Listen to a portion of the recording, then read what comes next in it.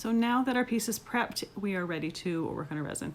One thing I forgot to mention when I was talking about prepping is the sand dollars. When you buy your sand dollars, I recommend that you paint them with white paint. The first time I tried using them, the resin made them go translucent, so it looked kind of odd. So if when you receive them, you just paint them all white, then it's completely done. You don't need to do it each and every single time. So I've got my resin mixed. I am putting a little bit into a disposable cup to do my sand mixture, and then a little bit into another cup to do my white mixture. So I use the disposable cup for the sand mixture because it's not nearly as easy to get the cured resin out, and I typically have disposable cups in my house regularly, so this way I can just toss it away when it's done. I also tend to use either a popsicle stick or some chopsticks or something to mix it, because the resin doesn't pick off the stick quite as easily, and with the sand it's got some extra grit to it. So I just use for that particular mixture, I just use things that can be tossed out when it's completely done and cured. So I'm going to use the Cast and Craft white in my other little container to create the white.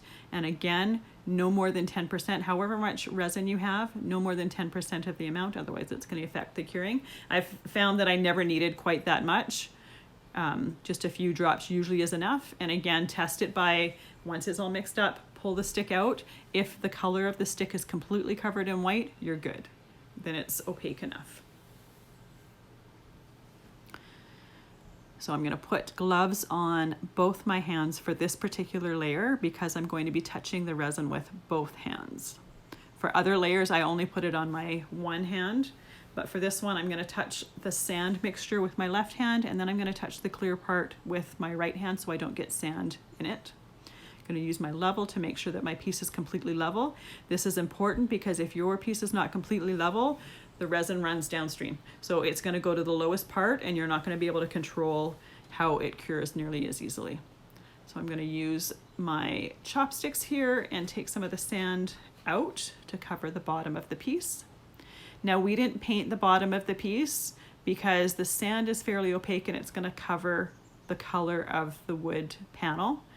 Having said that, we didn't paint the sides either. Now when the resin runs down, it's going to expose some of the sides of the wood colored panel. Personally, I don't mind that. If that bothers you, you could take some paint that's the same color of the sand and then color the panel. But I find that the color of the wood is close enough to the sand to a beach for me that it doesn't bother me.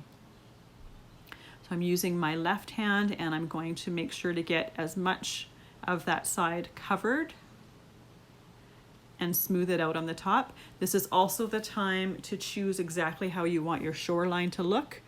If when you first poured it you don't like you don't like the way the shoreline looks, now is the time to change it. Once it's cured, you can't change anything. So now it's very easy to change the shape of that line. Once you have it the way you want, you're going to pour the clear. And this you're going to pour over pretty much the entire top part. You're going to have, say, about a ½ inch between the sand and the clear layer that you're going to leave without any resin. That's where we're going to pour our white. And I'm going to use my right hand for this because I don't want to get sand into my clear part. And I'm making sure to rub all of these sides really, really good. And by doing that, I'm just going to help ensure that the resin drips down the piece evenly.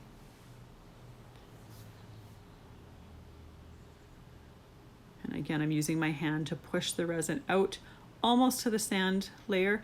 If it hits it, that's totally fine. You're not ruining anything. Once I have it where I like it, I'm going to pour I changed my mind. I'm going to use my heat gun and pop all of the bubbles. So I'm using my heat gun with the wide tip, the tip that comes right on it, and I'm going to use it on a low setting, and I'm popping all of the bubbles on the surface. If you don't do this, you're going to have bubbles that cure in your resin. This helps to remove them. It's the easiest way to remove them. And you also have to do it on the sand layer because there's going to be bubbles within that sand layer as well. Make sure you do this nice and thoroughly. You have a decent amount of time to work with the resin. I think it's about an hour, maybe half an hour, I don't know. I've never found I ran out of time, so you don't have to rush that step. You want to make sure to get all of the bubbles out as possible. So I'm using my cup here and I'm going to pour my white line, and I do make sure that the white drips down the side as well.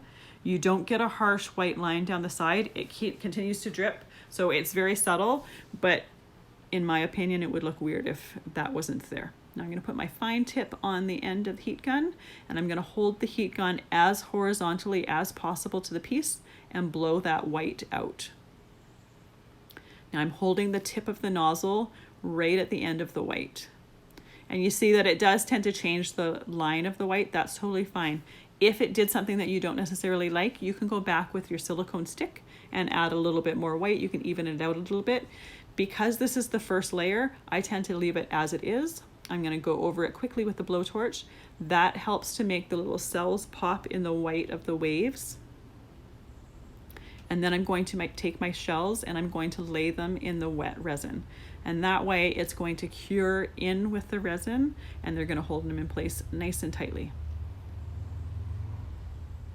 You can use whatever mixture of shells you like. I tend to use a sand dollar and then a few starfish and then some tiny shells, whatever you like. You can even get beach stones and add them as well. It's completely your choice. It's your art piece. You can do what you want. And I also put a few of the shells in on the sand as well. If you happen to see little bits or little hairs that have gotten into your resin that have floated there from the air, take it out with a toothpick. Now is the time to do it. It's very easy to do it when it's fluid. And you can also use your toothpick and remove some of the excess resin drips off the side. Not completely necessary, because in the end we're going to take those drips off and they're not going to be noticeable at all. Take that clear container, put it over top of your piece. That's going to reduce a lot of the dust going in it.